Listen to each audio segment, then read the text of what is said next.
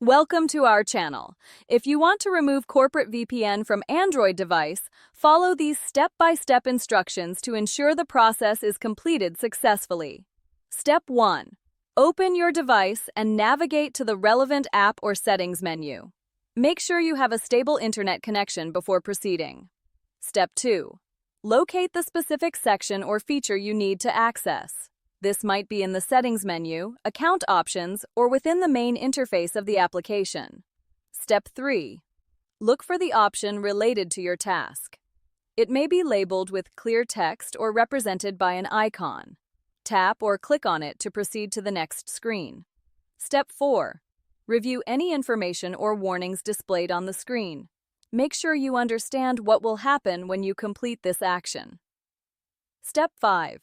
Follow the on-screen prompts carefully. You may need to confirm your choice, enter a password, or provide additional information to complete the process.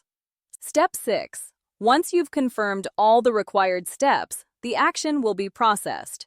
Wait for the confirmation message to appear on your screen. Step 7.